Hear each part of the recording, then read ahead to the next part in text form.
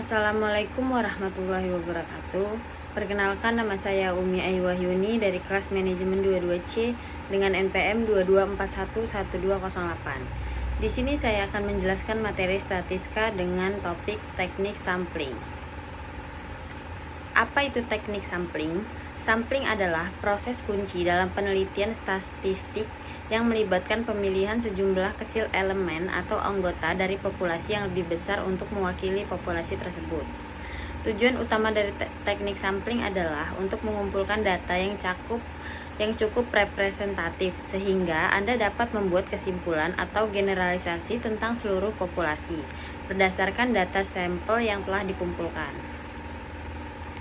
Tujuan dari teknik sampling. Yang pertama ada efisiensi. Sampling memungkinkan penghematan waktu, biaya, dan sumber daya. Pengumpulan data dari seluruh populasi seringkali tidak praktis atau mahal. Yang kedua yaitu ada ketepatan. Dengan teknik sampling yang tepat, bias dan kesalahan dalam penelitian dapat diminimalkan, sehingga hasil penelitian lebih akurat. Yang ketiga ada generalisabilitas. Dengan merancang sampel yang sesuai dengan representatif, hasil dari sampel dapat digeneralisasikan ke seluruh populasi. Ini memungkinkan penelitian Anda memiliki relevansi yang lebih luas. Apa saja jenis-jenis dari teknik sampling? Yang pertama ada sampel random sampling. Dalam sampel random sampling, setiap anggota populasi memiliki profitabilitas yang sama untuk dipilih. Ini berarti setiap elemen memiliki kesempatan yang sama untuk menjadi bagian dari sampel. Dapat dilakukannya dengan menggunakan mesin pengacakan atau tabel angka acak. Yang kedua ada stratified sampling atau sampling berstrata. Dalam stratified sampling, populasi dapat dibagi menjadi subpopulasi atau stratata berdasarkan karakteristik tertentu, seperti usia, jenis kelamin, atau tingkat pendidikan. Sampel diambil secara acak dari masing-masing strata. Ini memastikan representasi yang lebih baik dari masing-masing kelompok dalam populasi. Yang ketiga ada cluster sampling. Dalam cluster sampling, populasi dibagi menjadi kelompok-kelompok atau cluster. Beberapa cluster dipilih secara acak dan seluruh anggota dalam cluster tersebut diambil sebagai sampel. Digunakan ketika populasi sangat besar atau sulit diakses. Yang keempat ada systematic sampling. Dalam systematic sampling, sampel diambil dengan menciptakan pola sistematis. Misalnya, setiap ke-10 elemen dari populasi dapat dipilih sebagai sampel, berguna dalam situasi di mana populasi memiliki struktur tertentu. Yang kelima ada convenience sampling. Dalam convenience sampling, sampel dipilih berdasarkan kenyamanan atau aksesibilitas.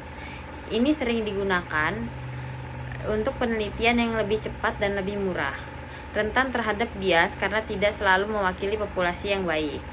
Yang keenam ada purposive sampling atau sampling berkeperluan.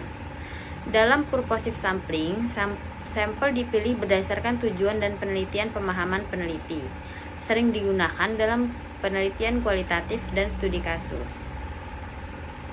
Kesalahan sampling. Yang pertama, kesalahan sampling acak atau random sampling error. Ini adalah variasi acak yang muncul karena pengambilan sampel. Variasi ini adalah bagian wajar dari proses sampling dan dapat diukur dengan margin of error. Yang kedua ada kesalahan sampling non-acak atau non-random sampling error. Kesalahan ini muncul karena penggunaan teknik sampling non-acak yang mungkin tidak mewakili populasi dengan baik. Ini dapat mengarah pada bias dalam hasil penelitian.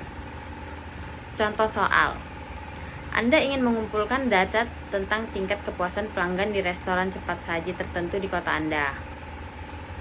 Populasi pelanggan restoran ini dalam satu hari adalah 500 orang. Bagaimana Anda melakukan sampel random sampling dengan sampel 50 pelanggan? Pembahasannya yang langkah pertama yaitu menentukan ukuran sampel dengan N sama dengan 50. Langkah kedua memberikan nomor unik pada setiap pelanggan dalam populasi. Misalnya dari 1 hingga 500.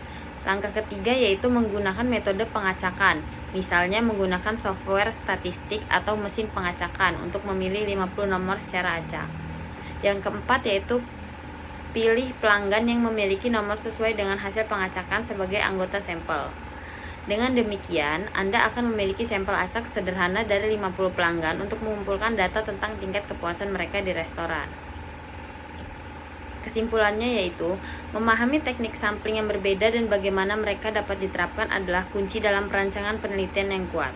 Pemilihan teknik sampling yang sesuai dengan tujuan penelitian, sumber daya yang tersedia, dan karakteristik populasi adalah pentingnya untuk menghasilkan hasil penelitian yang valid dan dapat diandalkan. Kesalahan sampling harus selalu diperhitungkan dalam interpretasi hasil penelitian, dan teknik sampling yang baik adalah dasar dari penelitian yang berhasil. Kesalahan sampling dapat diminimalkan dengan perencanaan yang cermat dan pemilihan teknik sampling yang sesuai. Terima kasih, itu saja yang dapat saya sampaikan. Kurang lebihnya saya mohon maaf. Wassalamualaikum warahmatullahi wabarakatuh.